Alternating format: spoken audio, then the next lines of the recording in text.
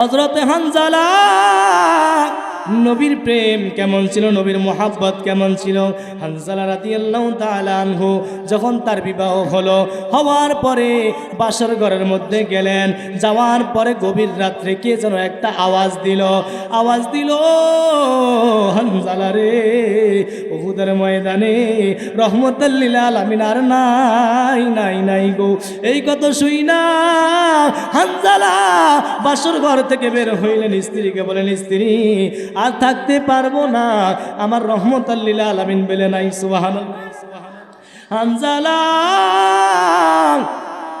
উহুদের ময়দানে, যুদ্ধের ময়দানে চলে গেলেন। যাওয়ার পরে ওই জায়গার মধ্যে শহীদ হয়ে গেলেন। হওয়ার পরে গো হানজালার স্ত্রী চিন্তা করে, আহারে আমার স্বামী যে আমার সাথে ছিল, নাপাক অবস্থায় যেন হানজালা উহুদের ময়দানে, যুদ্ধের ময়দানে চলে গেছে। আমার নবী তো জানে না। হানজালা এবার শহীদ হওয়ার পরে এবার নবীজি দেখলেন অনেক সাহাবা আমির হামজা নামক এক ব্যক্তিকে দাফন করতেছে। এমন সময় একজন মহিলা আয়েশা আমার রহমতুল লিল আলামিনকে ডাক দিলেন, ওগো নবী, আপনার সাহাবা হানজালা যুদ্ধের ময়দানে চলে আসছে, আপনার কথা শুই না। হানজালা গোসল করতে সময় পাই নাই, হানজালাকে গোসল কইরা দাফন দিবেন, এই কথা বললেন। অথচ আমার আল্লাহ তাআলা এবার রাসূলুল্লাহ সাল্লাল্লাহু আলাইহি ওয়াসাল্লাম হানজালার লাশটা খুঁজতে লাগলেন, দেখলেন কোথায়ও নাই। জিবরাইল আলাইহিস সালাতু ওয়াস সালাম আসলেন, ইয়া রাসূলুল্লাহ, নবী গো, আল্লাহু আকবার, ও মায়ার নবী, আপনার হানজালাকে দেখেন তাকায়া, আল্লাহ তাআলা জমিন থেকে আসমানে উঠায়া ফেরেশতাদের মাধ্যমে হানজালাকে গোসল করাচ্ছে। আরো জোরে বলেন, হানজালা গোসল করাইয়া নবীর সামনে হাজির করলেন। আল্লাহর নবী রাহমাতুল লিল আলামিন, ও আমার সাহাবারা রে, আমার হানজালা এমন, আমার মাওলা আমার হানজালাকে অনেক ভালোবাসে। আরো জোরে বলেন, নবীর প্রেম কেমন, নবীর মোহাব্বত কেমন ছিল দেখেন। সাহাবায়ে কেরামেরা এত ভালোবাসছেন।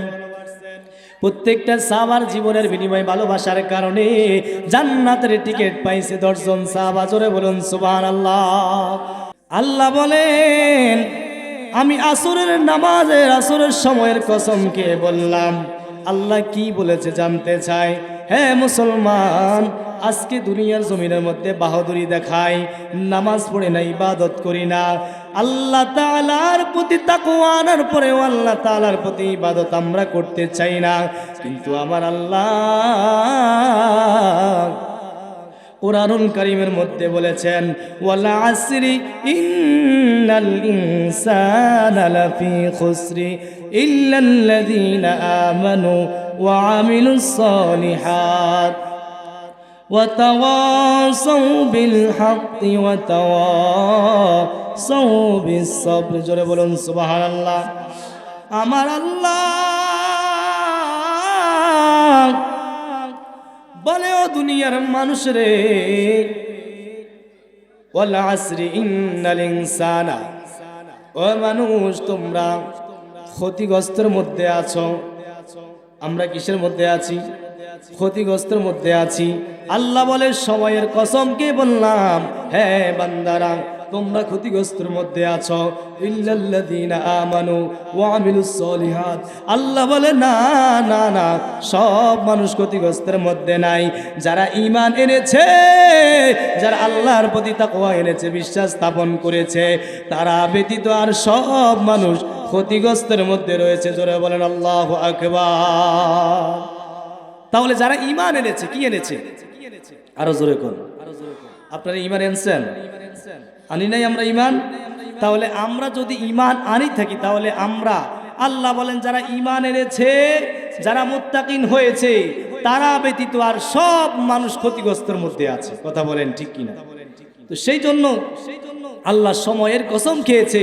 আল্লাহ বলেন, ওয়াল ফাজরি, আমি ফজরের কসম খেয়ে বললাম, ওয়াল আসরি, আসরের কসম খেয়ে বললাম। মানুষদেরকে জয় জায়গার মধ্যে কসম খেয়ে বললেন, ওই জায়গাটা কি সহজ কথা? কথা বলেন, অনেক বিশাল ব্যাপার না? তো সেজন্য আল্লাহ তাআলা আমাদেরকে দিয়েছে কি জন্যে? আল্লাহ বলেন আল্লাযী খালাকাল মাউতা ওয়াল হায়াতা লিয়াবলুয়াকুম আইয়ুকুম আহসানু আমালা। আমি আল্লাহ তাআলা বান্দাকে হায়াত দিয়েছি, মাউত দিয়েছি। বান্দা দুনিয়ার জমিন থেকে ইবাদত করে বندگی করে যদি যেতে পারে, বান্দার জন্য জান্নাত।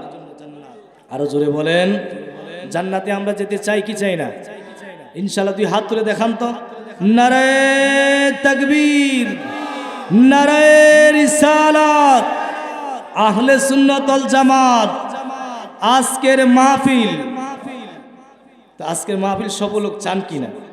আমাদের মেহমানরা নিচে বসে আছে, আমার লজ্জা লাগতেছে যে ওনারা মেহমান হয়ে আজকে নিচে বসে ওয়াজ শুনতেছে। এটা কিন্তু সব মেহমানদের প্রতি সম্ভব হয় না, কথা বলেন ঠিক কিনা? যাদের অহংকার নাই, যাদের ভিতরে হিংসা নাই, তারাই পারে নিচে বসতে, কথা বলেন ঠিক কিনা? অনেক নেতা আছে দেখবেন মারহাবা, ওনার পিছনে থাকবে 100 লোক, স্লোগান দিয়া পুরো স্টেজ কাফালায়, কথা কয় না? তো ওনারা আনতে আনতে স্টেজে আই না, উনি মাশাআল্লাহ দিলে বক্তব্য দেয়। কিন্তু আজকে দেখা যায় যিনারা আসছে মেহমান হয়ে, আমি তাদের প্রতি আমার দোয়া থাকবে, তারা আজকে নিচে বসে ওয়াজ শুনতেছে। আল্লাহ তাআলা যেন তাদের প্রত্যেককে জান্নাতের মেহমান বানিয়ে দেয়, আমিন বলেন আরো জোরে। তাহলে আমরা সবাই জান্নাতে যেতে চাই, কথা বলেন ঠিক কিনা? আল্লাহ সুবহানাহু ওয়া তাআলা এই দুনিয়ার জমিনের মধ্যে আমাকে আপনাকে দিয়েছে একমাত্র আল্লাহর ইবাদত করার জন্যে। বন্ধুরে, যেই মানুষগুলাকে আল্লাহ পাঠাইছে, ওই মানুষগুলো আল্লাহর ইবাদত করবে, বندگی করবে। আমার আল্লাহ ডাক দিয়ে বলে গো, আল্লাহ তাআলা বলেন, তোমরা যদি আমার ইবাদত কইরা, বندگی কইরা দুনিয়ার জমিন থেকে আসতে পারো গো, আমি আল্লাহ তাআলা তোমাদের জন্যই তো জান্নাত রেখে দিলাম। বিসমিল্লাহির রহমানির রহিম।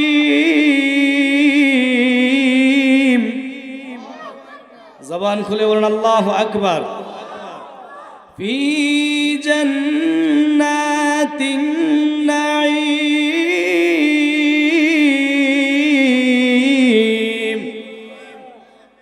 আল্লাহ বলে জান্নাতের মধ্যে একটা নাঈম নামক একটা জান্নাত আছে। সুবহানাল্লাহ পড়েন। যারা জান্নাতে যাবে,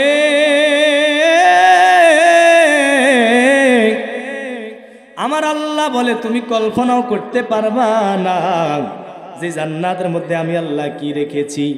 ওই জান্নাতের মধ্যে এত নিয়ামত, বান্দারে দুনিয়ার মায়ায় পয়রা, দুনিয়ার ভালোবাসায় পয়রা তুমি সব ইবাদত ভুলে গেছো।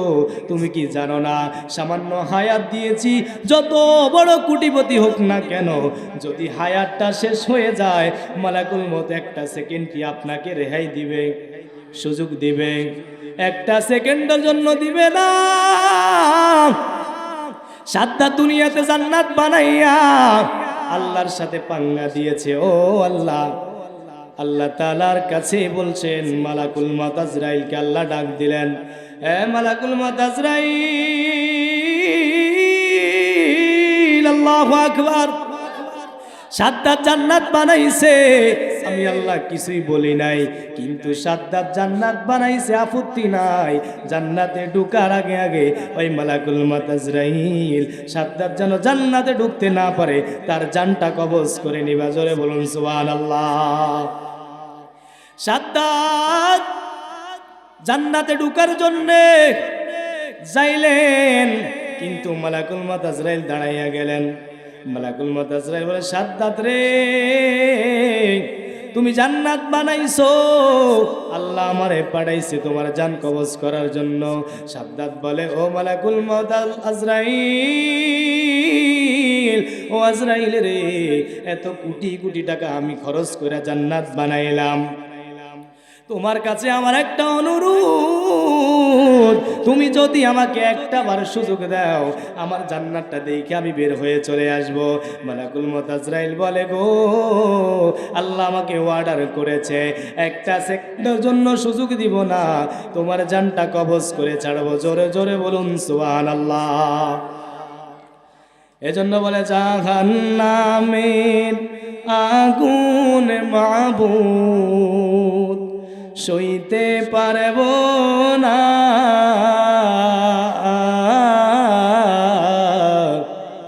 দুনিয়াতে নৌকা দায়া আখেরে কান্দায়ো না। জোরে বলুন ঠিক কিনা? দুনিয়াতে কান্দানো ভালো, কিন্তু আখিরাতে যদি জাহান্নামে যায় কিয়ামত পর্যন্ত জাহান্নামে থাকতে হবে। এই জন্য শায়েররা বলে দুনিয়াতে নৌকা দায়া আখেরে আজরাইল যেদিন ধরা দিবে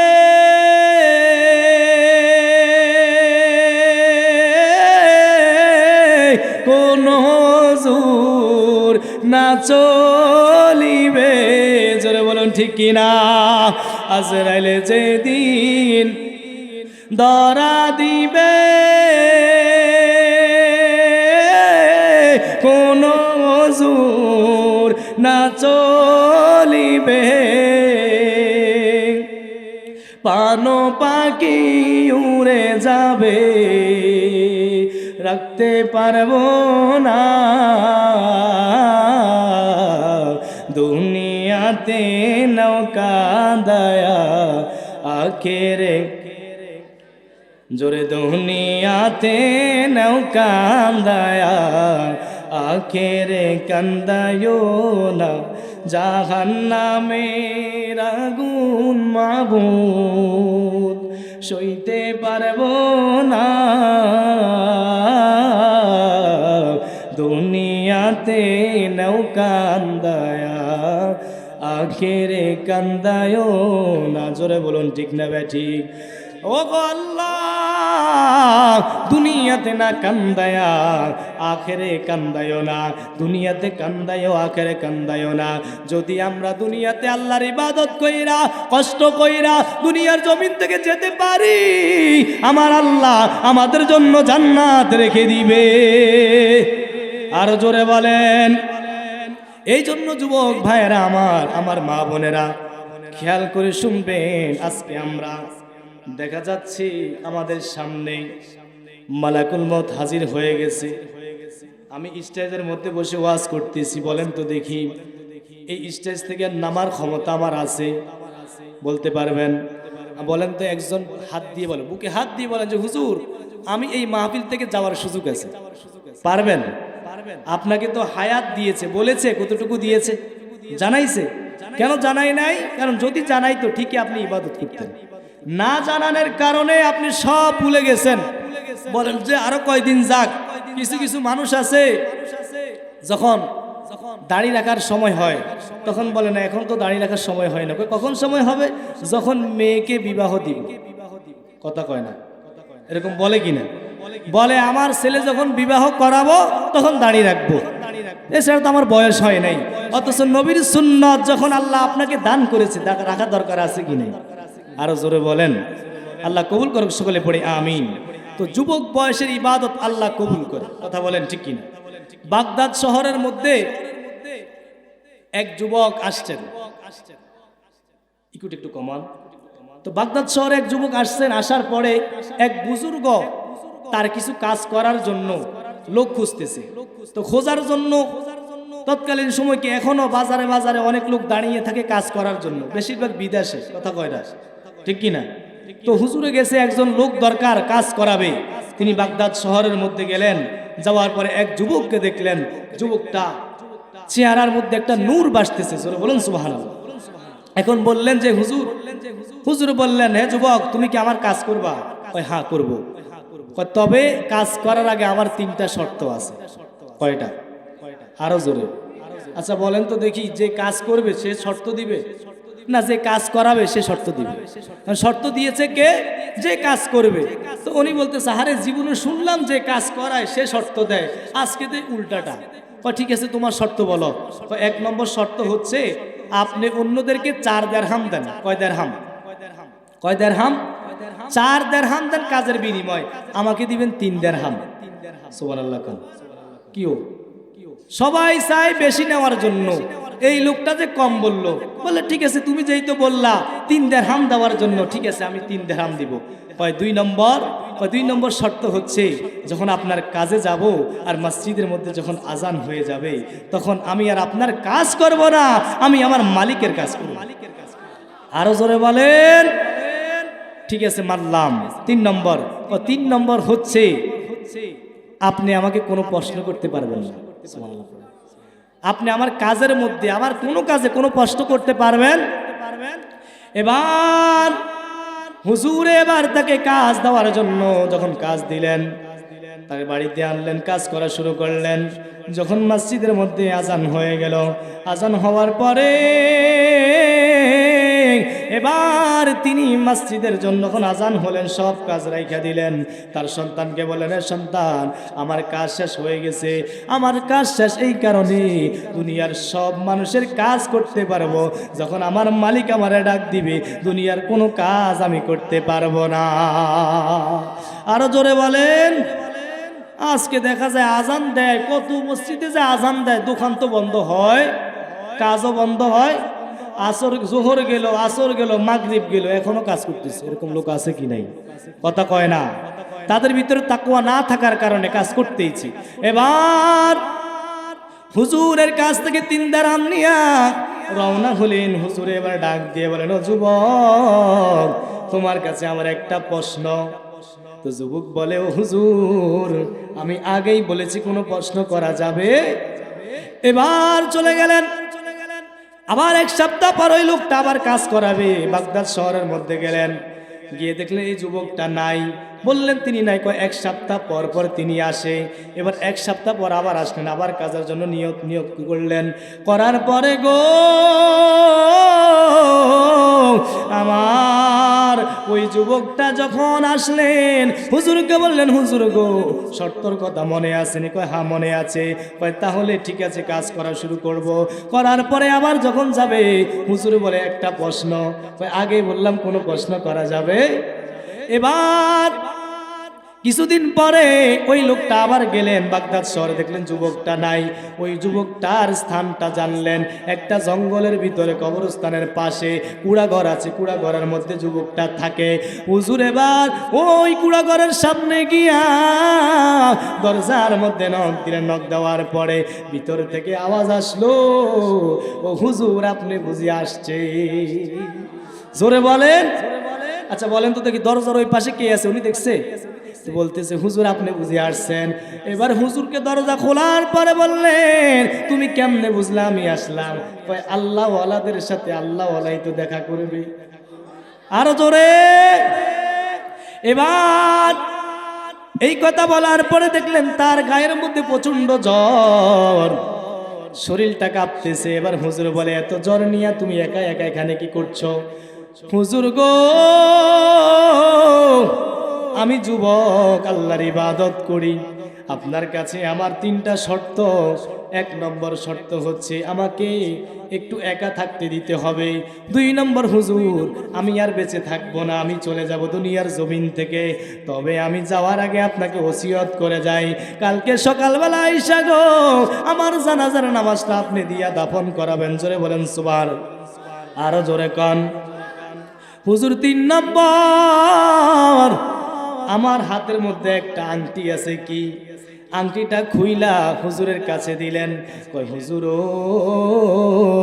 এই আংটিটা বাদশাহ হারুন আর রশিদের কাছে নিয়ে যাইবেন, যাইয়া বলবেন আপনি গেটের সামনে দাঁড়াইবেন, দেখা করার সুযোগ পাইবেন না, শুধু বলবেন বাদশার আমানত আপনার কাছে আছে। এই কথা বললে দেখা করার সুযোগ আছে। এই কথা বললে আপনি বাদশার কাছে এই আংটিটা পৌঁছাই দিবেন। আরো জোরে। হুজুর বললেন ঠিক আছে, কিন্তু তোমাকে চাইরা আমি যেতে পারবো না। কয় হুজুর আপনি যান, আপনি কালকে সকালে আসবেন, আমাকে একা থাকার সুযোগ দেন। হুজুর চলে গেলেন। সকালবেলা ওই হুজুর আসলেন, দেখলেন ওই লোকটা মারা গেলেন। ইন্না লিল্লাহি ওয়া ইন্না ইলাইহি। আরো জোরে বলেন। এবার ওই লোকটা বুজুর্গ হুজুর এবার তার জানাজার দাফন কইরা বাদশার গেটের সামনে গিয়ে দাঁড়াইলেন আংটিটা নিয়া। দারোগানকে বলে, দারোগান বাদশার সাথে দেখা করবো। কয় সুযোগ নাই। কয় আপনি একটু বলেন না, বাদশার সাথে আমার একটু জরুরি কথা আছে। কয় কি এমন কথা? কয় বাদশাকে গিয়ে বলেন বাদশার একটা আমানত আছে। আরো জোরে। কি এমন আমানত? এবার ওই দারোগান গিয়া বললেন বাদশার কাছে। বাদশা বলেন ঠিক আছে, ওই লোকটাকে নিয়ে আনো। এবার আনলেন, আনার পরে আংটিটা তার হাতের মধ্যে দিলেন। দেওয়ার পরে এবার বাদশা ডাক দিয়ে বলে, ও হুজুর, আপনার কাছে জানতে চাই যে এই লোকটা আংটিটা দিয়েছে, এই লোকটা এখন কোথায়? আরো জোরে। হুজুরে ডাক দিয়ে বলে, বাদশা গো, যেই লোকটার আংটিটা আপনার কাছে দিলাম সেই লোকটা আর বেঁচে নাই। আমি দাপন টাপন কইরা কবরস্থ কইরা আসলাম, আমাকে তাড়াতাড়ি ওই জায়গার মধ্যে নিয়ে যাও। নিয়ে যাওয়ার পরে বাদশা ওই কবরের পাড়ের মধ্যে দইরা হাউমাউ করে কান্না করে, কিন্তু বুজুর্গ বুঝতে পারলো না কারণটা কি। এত বড় বাদশা কবরের মধ্যে আইসা কবর দইরা কান্না করে। হুজুরে ডাক দিয়ে বলে, বাদশা রে, ও বাদশা, আপনার কাছে জানতে চাই, আপনি চোখের পানি পালাইয়া পালাইয়া কান্না করেন, কবরটা দইরা দইরা কান্না করেন, কারণটা কি? বাদশা ডাক দিয়ে বলে, হুজুর, আমি যেই জন্য কান্না করি তুমি জানো না। যেই লোকটা মারা গেল, যেই যুবকটা মারা গেল, তুমি জানো না। ও হুজুর, যেই যুবকটা মারা গেল গো, এই যুবকটার কেহ নয়, আমি বাদশারই সন্তান। আরো জোরে। আমার সন্তান আমাকে বলল, বাদশা, আপনি বাদশা হইতে পারেন কিন্তু আপনি সব কিছু চালাইতে পারেন, কোটি কোটি টাকার সম্পদ হতে পারে, আপনার সাথে কিছুই যাবে না। এবার বুঝাইল উদাহরণ দিয়া, এই যে আংটিটা আমি আমানত নিয়ে আপনার দরবার থেকে বের হইলাম, আমি নিজে খাটনি করে কাজ করে খাইতাম, এই আংটিটা পর্যন্ত আমার সাথে গেল না, আমি একাই একাই অন্ধকার কবরে চলে গেলাম। জোরে বলুন সুবহানাল্লাহ।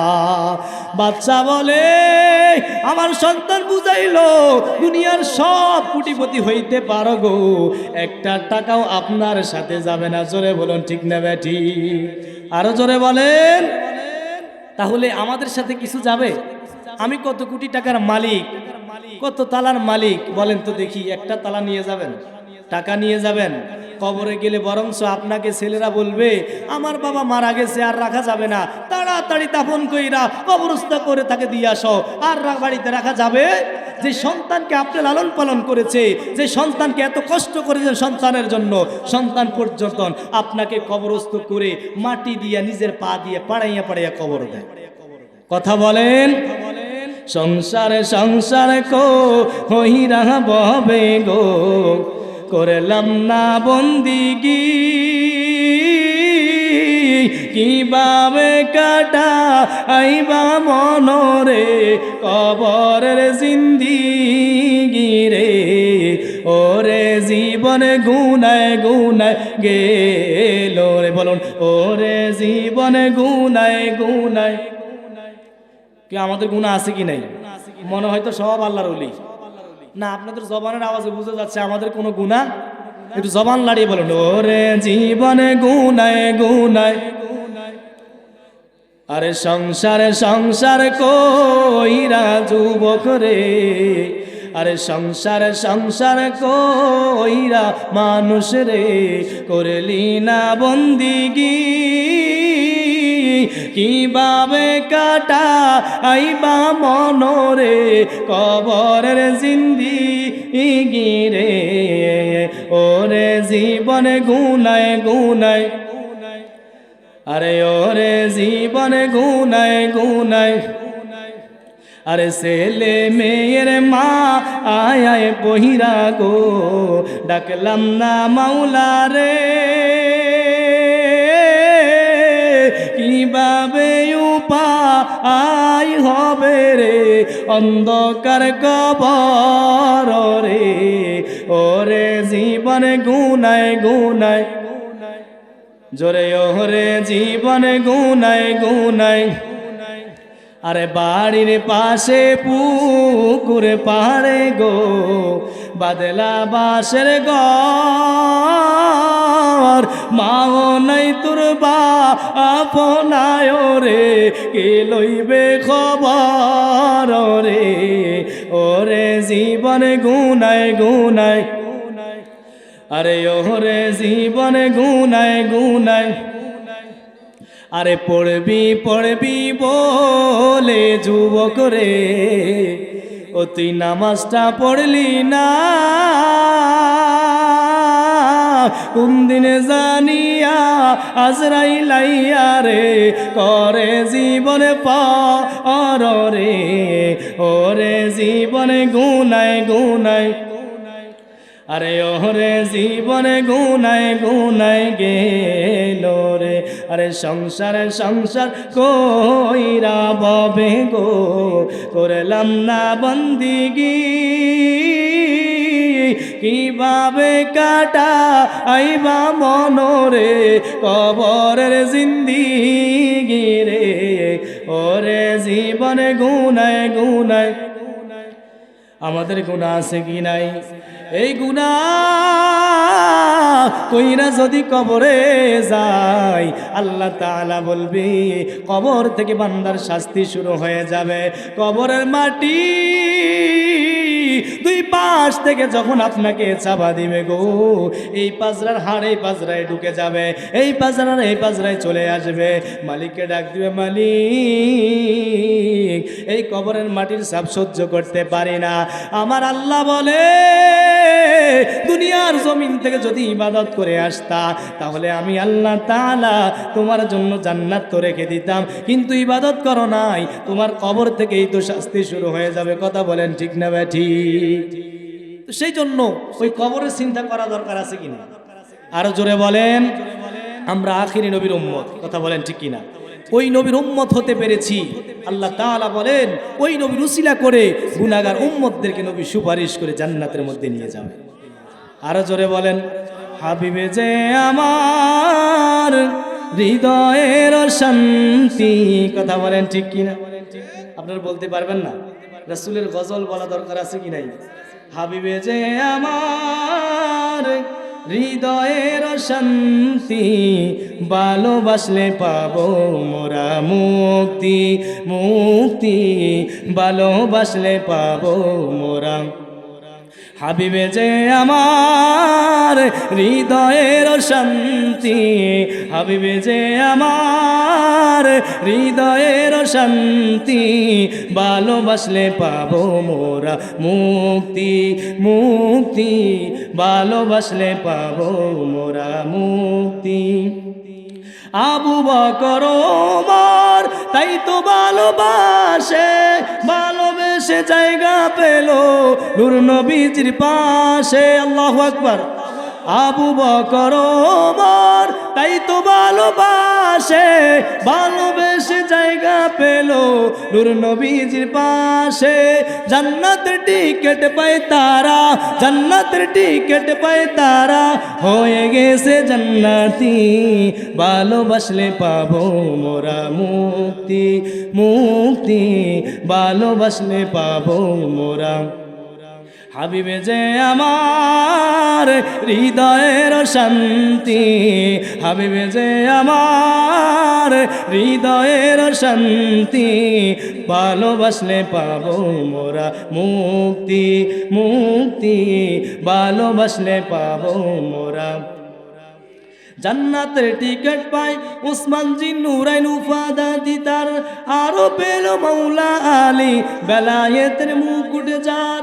জিয়ারত করিব মাজার, জিয়ারত করিব মাজার, দাও গো আল্লাহ শক্তি, ভালোবাসলে পাবো মোরা মুক্তি, মুক্তি ভালোবাসলে পাবো মোরা। হাবিবে যে আমার হৃদয়ের শান্তি, হাবিবে যে আমার হৃদয়ের শান্তি, ভালোবাসলে পাবো মোরা মুক্তি, মুক্তি ভালোবাসলে পাবো মোরা। ভালোবাসা দরকার আছে কি নাই? আরো জোরে বলেন। সাহাবায়ে কেরামেরা নবীকে ভালোবাসা জান্নাতের টিকিট পাইছে। আমরা যদি নবীকে ভালোবাসতে পারি গো, আল্লাহর নবী রাহমাতুল লিল আলামিন বলে, আমার বন্ধু হাবিবুল্লাহ আমাকে যারা ভালোবাসবে, আমাকে যারা ভালোবাসছে, আমি নবী তাদেরকে সুপারিশ কইরা জান্নাতে নিয়ে যাব। আরো জোরে বলেন। হযরতে হানজালা নবীর প্রেম কেমন ছিল, নবীর মোহাব্বত কেমন ছিল।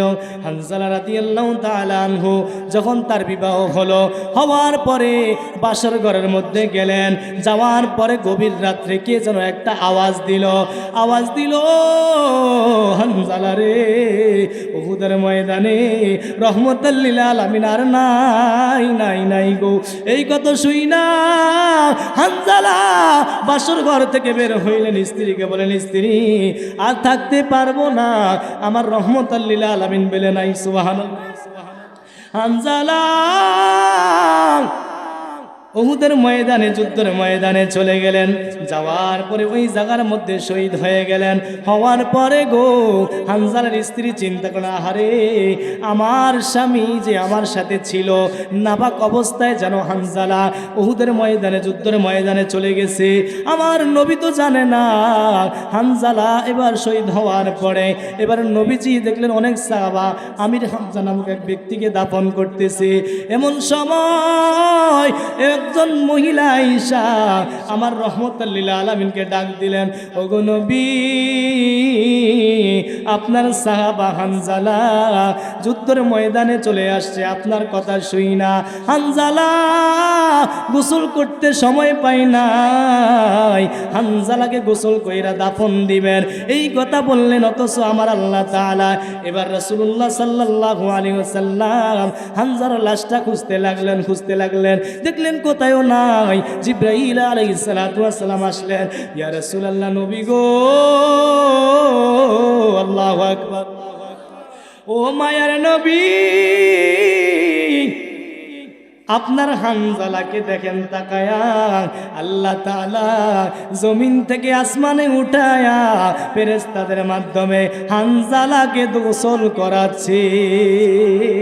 আরো জোরে বলেন।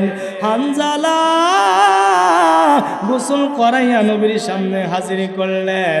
আল্লাহর নবী রাহমাতুল লিল আলামিন, ও আমার সাহাবারা রে, আমার হানজালা এমন, আমার মাওলা আমার হানজালাকে অনেক ভালোবাসে। আরো জোরে বলেন। নবীর প্রেম কেমন, নবীর মোহাব্বত কেমন ছিল দেখেন। সাহাবায়ে কেরামেরা এত ভালোবাসছেন। প্রত্যেকটা সাহাবার জীবনের বিনিময়ে ভালোবাসার কারণে জান্নাতের টিকিট পাইছে 10 জন সাহাবা। জোরে বলুন সুবহানাল্লাহ। এজন্য বলেছেন শায়ের, জান্নাতের টিকিট পায়া তারা হয়ে গেছে জান্নাতি। জোরে বলুন সুবহানাল্লাহ। তো সেই জন্য সাহাবায়ে কেরামেরা নবীর প্রেম ছিলেন, নবীর মোহাব্বত ছিলেন, এই জন্য নবীর ভালোবাসার কারণে জান্নাতে যেতে পেরেছে। জোরে বলুন সুবহানাল্লাহ। আরো জোরে বলেন। এই জন্য সাহাবায়ে কেরামেরা কেমন ভালোবাসতেন। হযরতে আব্দুল্লুজ, যেই নবীকে আব্দুল্লুজ কখনো দেখে নাই, আব্দুল্লুজ একদিন চাচাকে ডাক দিলেন যে আব্দুল্লুজের মা নাই, বাবা নাই, মাও মারা গেছে, বাবাও মারা গেছে। আব্দুল্লুজ চাচার এবং চাচির তত্ত্বাবধানে লালিত পালিত হয়েছে। আব্দুল্লুজ একদিন চাচাকে ডাক দিয়ে বলল, চাচা আপনাকে আমি একটা প্রশ্ন করতে চাই। কই কি এমন প্রশ্ন? কই আমি শুনছিলাম এই জামানার মধ্যে একজন নবী আসছে, ওই নবী নাকি সত্য নবী, ওই নবীকে একটু আমি জানতে চাই, ওই নবীর ব্যাপারে।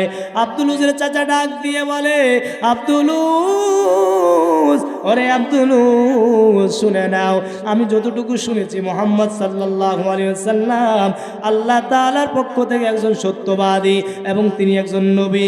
এবার আব্দুল্লুজ ডাক দিয়ে বলে, ওগো চাচা, যদি সত্য নবী হয়ে থাকে তাহলে আপনি কেন কালেমা পড়ে মুসলমান হন না?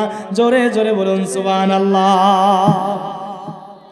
আব্দুল্লুজ ডাক দিয়ে বলে, আব্দুল্লুজের চাচা ডাক দিয়ে বলে, আব্দুল্লুজ আব্দুলুজ যদি আমি মুসলমান হয়ে যাই আমার বংশের মধ্যে চুলকালি লাগবে, সেই জন্য আমি মুসলমান হতে পারবো না। আব্দুলুজে ডাক দিয়ে বলে, চাচা যদি আপনি মুসলমান না হন আমার আপত্তি নাই, কিন্তু চাচা গো আপনি যেই তো নবীকে সত্যবাদী নবী হিসাবে বলেছেন, আমি আজ থেকে বলে দিলাম গো ওই নবীর দরবারে গিয়ে কালেমা পড়ে মুসলমান হয়ে যাব। আরো জোরে বলেন। এই কথা বলার পরে আব্দুলুজের চাচা ডাক দিয়ে বলে, আব্দুলুজ রে যদি তুমি মুসলমান হও তোমার এত বড় স্পর্ধা কে দিয়েছে?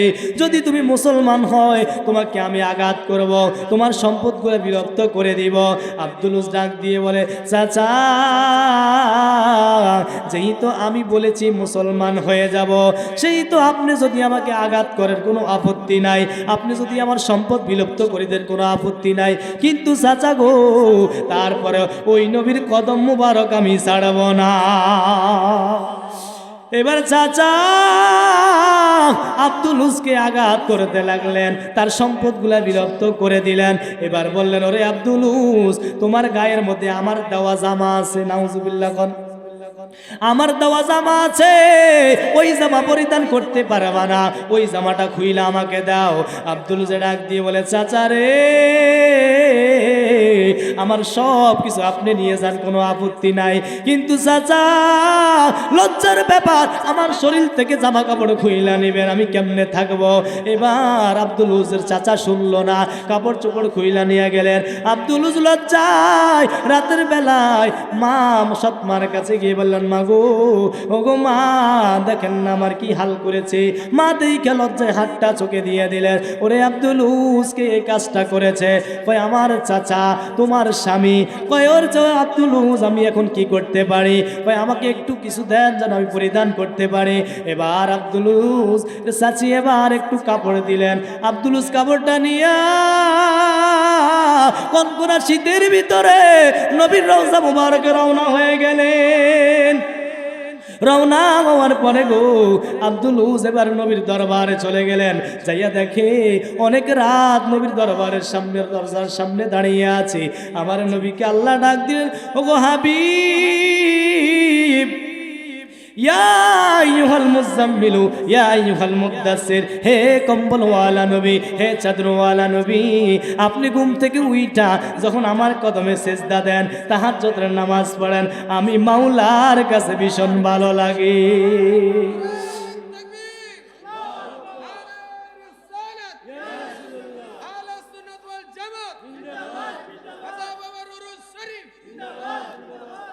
এবার নবীজি ঘুম থেকে উইটা দরজা যখন খুললেন, খোলার পরে গো একটা যুবক শীতে কনকনা শীতে কাঁপতেছে আর কান্না করতেছে। রহমতুল লিল আলামিন তারে দেখা ডাক দিয়ে বলে, যুবক রে কেন এত রাত তুমি দাঁড়িয়ে আছো? ইয়া রাসূলুল্লাহ নবী গো, ও মায়ার নবী আপনি আমাকে চিনবেন না, আমি উজ বংশের, আমার নাম আব্দুলুজ, আমি অনেক কষ্টের বিনিময় আপনার সামনে হাজির হয়েছি। কই কি জন্যে? তোমার গায়ের মধ্যে তো কোনো কিছুই নাই। তো নবী গো আমার চাচার তত্ত্বাবধানে আমি লালিত পালিত হয়েছি, আপনার কথা শুনেছি, ইসলামের কথা শুনেছি, আমি তখন তাকওয়া আনলাম, আমি কালেমা পড়ে মুসলমান হয়ে যাব। এই কথা বলার কারণে আমার চাচা আমার সব সম্পদ বিলুপ্ত করে দিল, আমার জামা কাপড় খুলে নিল, আমাকে আঘাত করলো, কিন্তু নবী গো আমি বলে দিলাম সব কিছু হারাইতে পারি গো, আমি আমার নবীর দরবার হারাইতে পারি না। এরে আব্দুলুজ এত কষ্ট করেছ, আজ আমি তোমাকে বলি। আব্দুলুজ নবী চোখের পানি ছেড়ে দিলেন, কান্না শুরু করলেন। আব্দুলুজ রে যাও রে যাও, তুমি একটু পরিচ্ছন্ন হয়ে আসো। কাপড় চোপড় সাহাবায়ে কেরামেরা দিলেন, দেওয়ার পরে গো আব্দুলুজ এবার আসলেন। আমার নবী ডাক দিয়ে বলে, আব্দুলুজ আমি নবীজি তোমাকে কালেমা পড়াইয়া দি, তুমি কালেমা পড়া মুসলমান হয়ে যাও। এবার আমার আব্দুলুস মুসলমান হয়ে গেলেন। হওয়ার পরে আমার নবী ডাক দিয়ে বলে, আব্দুলুস তুমি উস বংশের ছিলা, সেই জন্য তোমার নাম আব্দুলুস। আজ থেকে আমি তবে তোমার নাম রেখে দিলাম আব্দুল্লাহ। আরো জোরে বলেন, প্রেমের ডুরি বান্দরে মদিনার সনে, বলুন প্রেমের ডুরি বান্দরে আরে মানুষ বানাইলেন আল্লাহ প্রেমের কারণে, বলুন মানুষ বানাইলেন আল্লাহ নে, প্রেমের ডুরি বান্দরে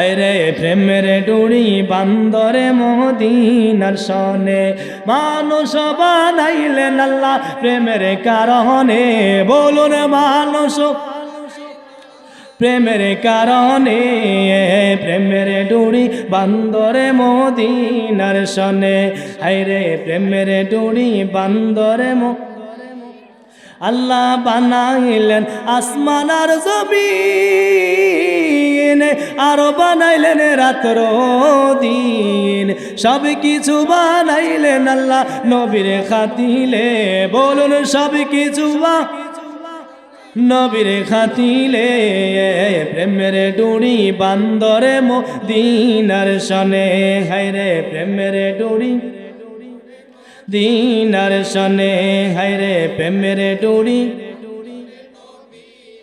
আল্লাহ বানাইলেন কত জাতি,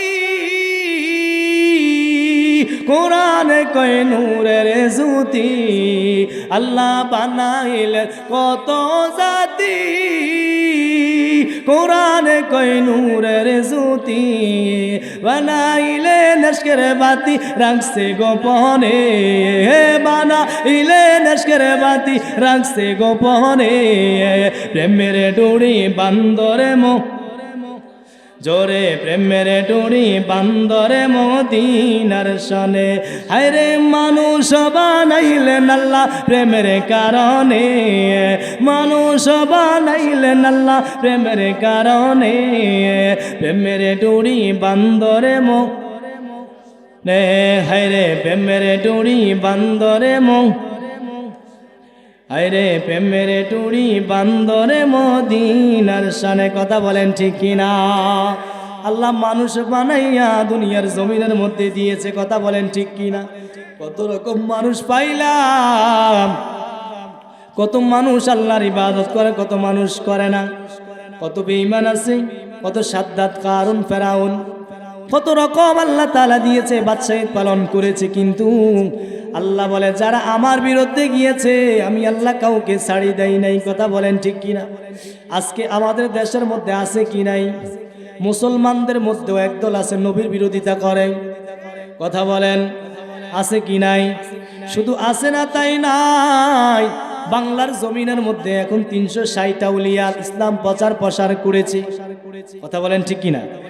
এই বাংলার জমিনের মধ্যে আউলিয়া কেরামরা এসে ইসলাম প্রচার প্রসার করেছে। আজকে তাদেরকে যারা মাইনাস করতে চায়, বলতে চায় যার দ্বারাই সিন্নি খাইলা মোল্লা সিল্লা, এক কথা বলেন ঠিক কিনা?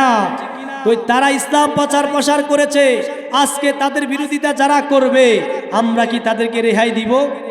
কথা বলেন, তাদের বিরুদ্ধে প্রতিবাদ করা দরকার আছে কি নাই? আজকে তো ক্ষমতা, এই দেশে ক্ষমতার জন্য মানুষ কি না করে, কথা বলেন ঠিক কিনা? ক্ষমতার জন্য ভাইকে হত্যা করে, ক্ষমতার জন্য খুন করে, আছে কি নাই?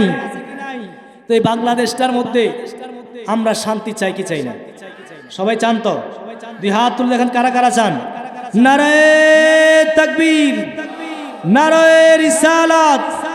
ওলি আল্লাহ যেখানে, আমরা আছি সেখানে। এই ওলি আল্লাহর বাংলাদেশ, কথা বলেন ঠিক কিনা? এই ওলি আল্লাহর বাংলাদেশ, শাহজালালের বাংলাদেশ, রহম করুন আল্লাহ, কথা বলেন ঠিক কিনা? সেই জন্য ওলি আল্লাহর বাংলাদেশ রহম করবে কে? আরো জোরে বলুন কে? রহম করা দরকার আছে কি নাই?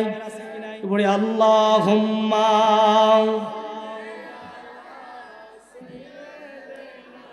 মাওলানা ওয়া আলা আলি সাইয়্যিদিনা। তাহলে এই বাংলাদেশে এখন সামনে আসতেছে ইলেকশন, কথা বলেন ঠিক কিনা? আরো জোরে বলেন। তো এই দেশে তো মারামারি আসেনি নাই, খুন খারাপি আছে কি নাই? আমাদের দেশে শান্তি আমরা চাই কি চাই না? শান্তি যদি চেতে হয় তাহলে বলেন তো দেখি, যদি সরকার যত হিসাবে আসে আমরা যদি সচেতন না হই শান্তি থাকবে? কথা বলেন।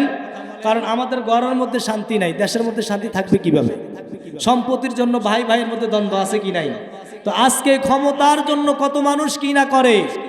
এই বাংলাদেশে কত দল আছে, জামাত ইসলাম আছে, সরমনায় আছে, আছে কি নাই? এনসিবি আছে, কথা বলেন, বিএমপি আছে কি নাই? আছে। এবং ইসলামী ফ্রন্ট আছে, আহলে সুন্নতের অনেক দল আছে, আছে কি নাই? ওই রাজনৈতিক দলগুলা সামনে নির্বাচন আসতেছে, এই নির্বাচন যেন মানবতার দিক থেকে হয়, যেন এই নির্বাচনের মধ্যে মারামারি কাটাকাটি হানাহানি না হয়, আমরা চাই কি চাই না? আরো জোরে বলুন, চাই কি চাই না? জামাত এবং অন্যান্য দল 11 জোট করেছে, 11টি দল একজোট হয়েছে, কথা বলেন ঠিক কিনা? কিছুদিন আগে দেখলাম